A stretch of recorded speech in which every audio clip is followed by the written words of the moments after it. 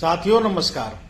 मोदी कमजोर होने का मतलब ही भारत मजबूत। मैं ये बात इसलिए कह रहा हूं क्योंकि अभी हाल ही में आपने देखा कि हमारा बीएसएनएल जो भारत संचार निगम लिमिटेड जिसको सरकार चलाती थी, वो मोदी जब मजबूत थे तो कमजोर हो गया था। मतलब उसकी स्थिति बहुत ही दयनीय कर दिए थे। लेकिन अब की बार फुल मेजोरिटी उनकी नहीं आई।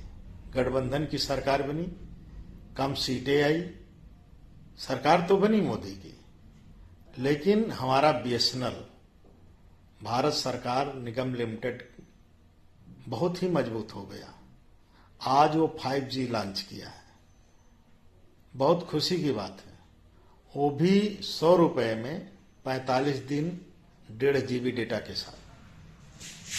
सारे प्राइवेट कंपनियों को पीछे छोड़ दिया। तो साथियों, आप जानते हैं मोदी मजबूत होने का मतलब जियो, एयरटेल यानी जितनी प्राइवेट कंपनियां, निजीकरण की कंपनियां हैं, अडानी अंबानी की, सब मजबूत होते हैं। मोदी मजबूत होंगे तो वो सब मजबूत होंगे, और मोदी कमजोर होंगे तो सरकार की सरकारी कंपनियां जो है मजबूत होगी, सरकारी संस्थाएं मजबूत होंगी। सरकार अगर भारत मजबूत होगा तो आप मजबूत होंगे, यानी भारत की सारी संस्थाएं मजबूत तो समझ लीजिए आप मजबूत। क्योंकि निजीकरण किसी बेस पे, यानी ठेकेदारी प्रथा किसी बेस पे सही नहीं है। अभी आपने देखा कि जितने पुल, जितना निर्माण इन्होंने बनाया था, इतना घटिया इस्तेमाल हुआ, कमीशन खोरी चली, इलेक्ट्रोल बॉन्ड से एकदम धूम मचाए थे लूट की, और कई पुल तो गिर गए, कई सड़कों में होल हो गए। तो साथियों, मैं आप लोगों से कहना चाहता हूं कि मोदी कमजोर होने में अपना सहयोग करें। अब ये उम्मीद लगा के मत बैठिए गुजरात मॉडल। गुजरात मॉडल का उदाहरण आप लोगों ने देख लिया, इसलिए आप सभी लगिए और भारत के मजबूत होने में सहयोग करिए। बीएसएनएल एज एग्जाम्पल आपने देखा होगा, बीएसएनएल एज एग्जाम्पल। जैसे ये कमजोर होते हैं मोदी, वैसे ही बीएसएनएल मजबूत हो जाती है और अपना 5G लॉन्च की।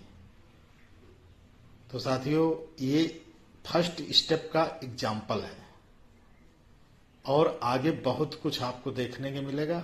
आने वाले बच्चों को अगर यदि आप चाहते हैं उनका फ्यूचर बने तो मोदी हराओ, भारत को मजबूत बनाओ। आपने देखा होगा कि इस देश में उतनी लूट मुगलों ने नहीं किया, ना ही अंग्रेजों ने किया, जितनी लूट घसोट मोदी सरकार में हुई। सिर्फ गुजरात मॉडल का हवाला दे करके और इतना लूटा देश को कि आज देश हमारा खोखला हो गया। अगर कोई सरकार बन भी जाती है तो उसे सुधारने में 25-30 साल लग जाएंगे। मैं ऐसे नहीं कह रहा हूं, आप लगातार उदाहरण उठा करके देख लीजिए। जितने इनके सरकार में बनाई हुई चीजों का, राम मंदिर बनाए, ये भगवान के नहीं हुए, उसकी छत चूर रही है।